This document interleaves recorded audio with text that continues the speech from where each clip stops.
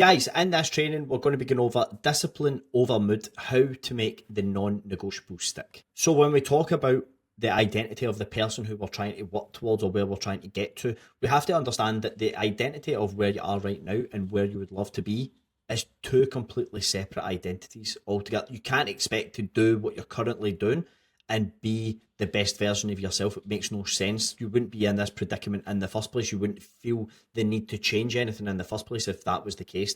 So how many times do we say, I'm going to do something, but then it doesn't happen? I'm going to do that tomorrow. I'll get to the gym tomorrow. I'll do this, I'll do that, and it doesn't happen.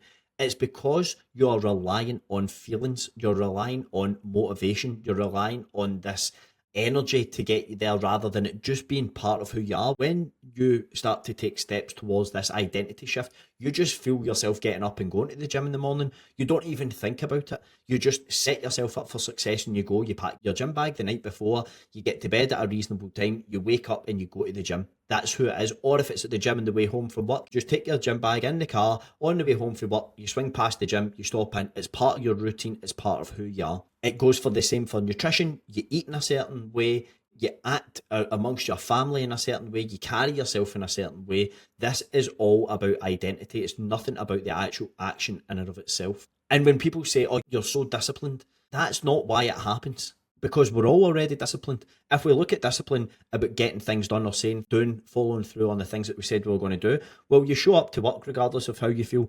You look after your kids regardless of how you feel. You don't need motivation to look after your kids. And you pay the bills when the bills are due. So it's just something that gets done. It's part of what needs to happen to be an adult. And if we put your health and fitness and the things that are going to make you be that best version of yourself in that same category or treat them the same way, then the outcomes will be the same. It will happen like clockwork, just like paying the bills, just like going to work, just like looking after your kids. So everything that I've learned about values has been from John DeMartini, who's a human behaviour specialist. His core insight is we don't need more discipline or more motivation. You need to understand the hierarchy of values and where your core values actually sit.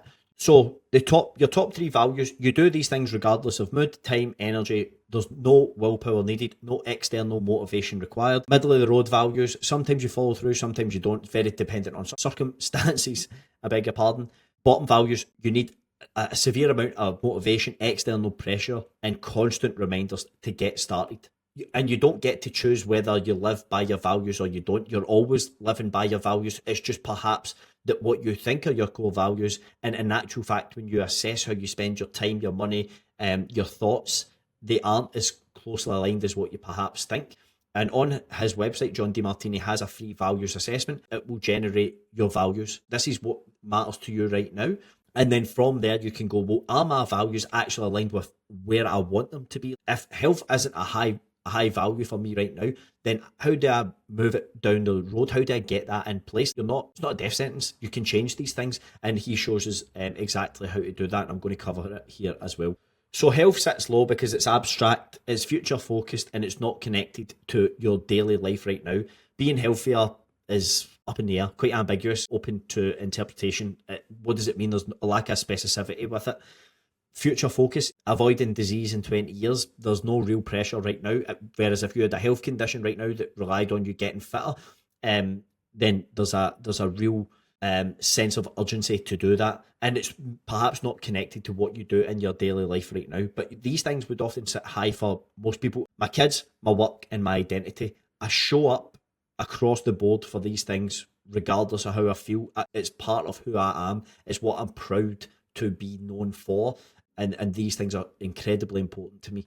So you don't need to value health more. You need to link it to what's already high in your values. So if being a parent, for me, right, being a parent and being the best parent I can be for my children is incredibly important to me, more important than anything else in the world.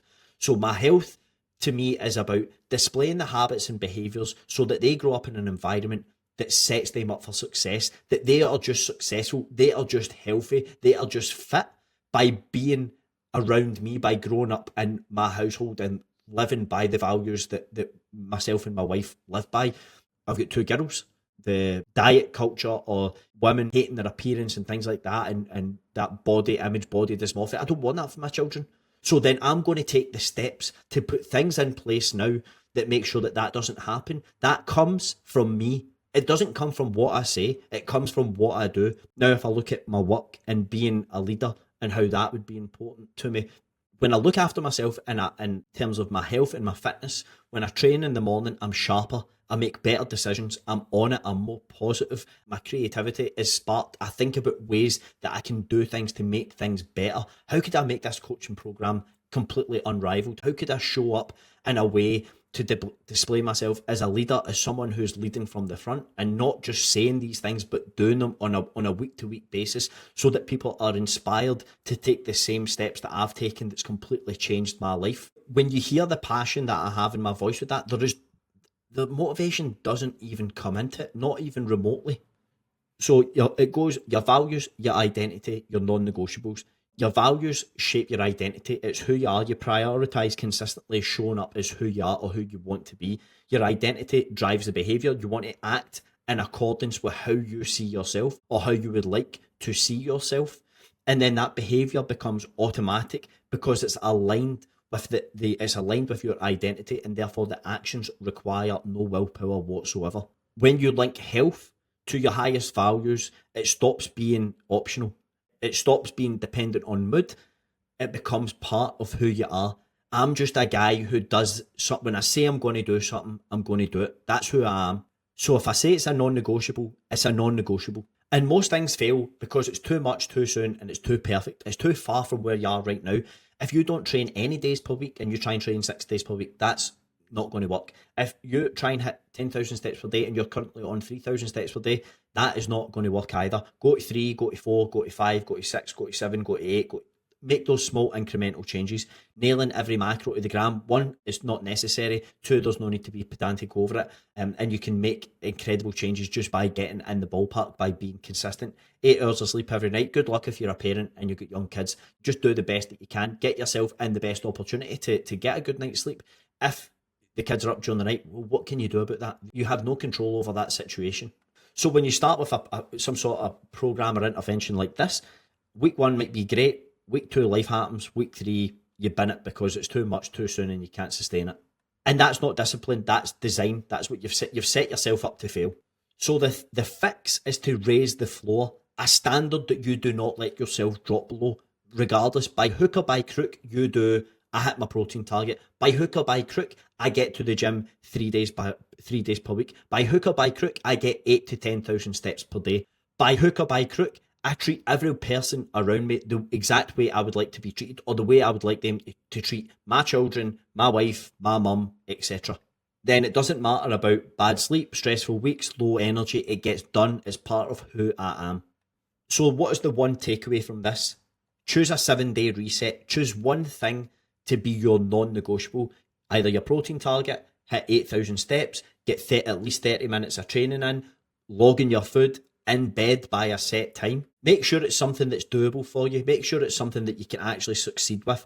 Even when my mood is low, I'm still going to do this. There's no renegotiation. There's no exceptions. It's going to happen irrespective of how I feel, irrespective of what the external factors are going on in my life that I have no control over. And if you're thinking that's too easy, good. That's what we want, because we want to get wins on the board. We're not trying to set big lofty goals that we can't hit. We're just trying to get something that we can tick off every day, because that confidence builds within yourself when you start to keep your word to yourself. You set yourself a target and then you follow through on it.